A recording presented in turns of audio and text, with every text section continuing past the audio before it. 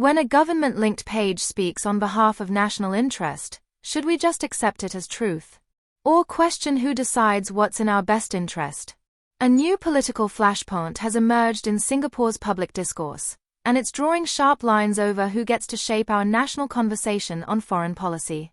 On one side, SG Matters, a platform known for backing the official stance. On the other, Workers' Party chief and leader of the opposition Pritam Singh, who has come out swinging, questioning not just the narrative, but the narrator itself. This episode isn't just about a Facebook post.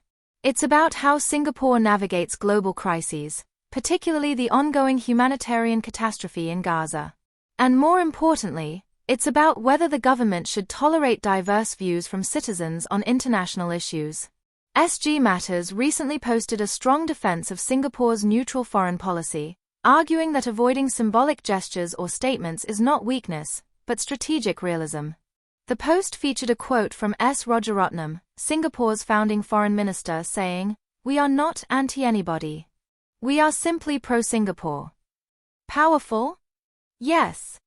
But also controversial, as it sparked a fiery rebuttal from Singh. Pritam Singh questioned the credibility of SG Matters outright. He reminded Singaporeans that its affiliated platform Singapore Matters had previously been called out by international media for sharing false information during the last general election. That post? Quietly deleted, he said, conveniently, right before cooling-off day. And Singh didn't stop there. He challenged why no local fact-checkers stepped in then, hinting at a possible double standard. This brings up a critical question. Are we policing misinformation fairly, or only when it suits certain sides? But let's move beyond the political sparring. At the core of this debate lies something deeper. What kind of Singapore do we want when it comes to expressing opinions on global issues like the Israel-Gaza conflict? Singh warned that we shouldn't let partisan narratives dictate how Singaporeans think or feel about humanitarian crises. He emphasized that foreign policy is not separate from domestic values. And in a multiracial, globally aware society like ours, people have a right, and perhaps even a duty, to speak out. To drive home his point, Singh brought up a moment from history that many might not know. Back in 1967, Singapore's leaders were deeply split over a UN resolution condemning Israel. Rajaratnam supported it. Goh Keng Swee opposed it due to military ties. And Lee Kuan Yew chose to abstain for balance.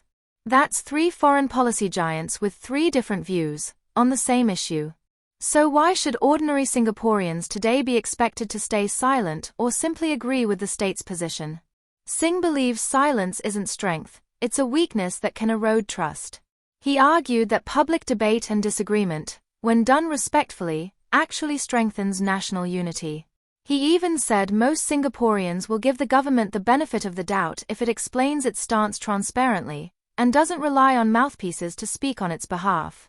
Here's the real question for us today. Do we value pragmatism so much that we risk losing our moral compass in global affairs?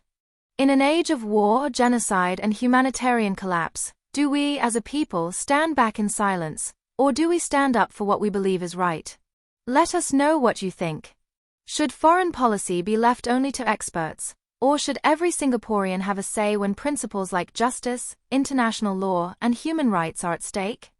Leave your thoughts in the comments. If you found this episode informative, give us a like, share it, and subscribe to stay updated. This is 2230, where we dive deep, challenge narratives, and give you the full picture.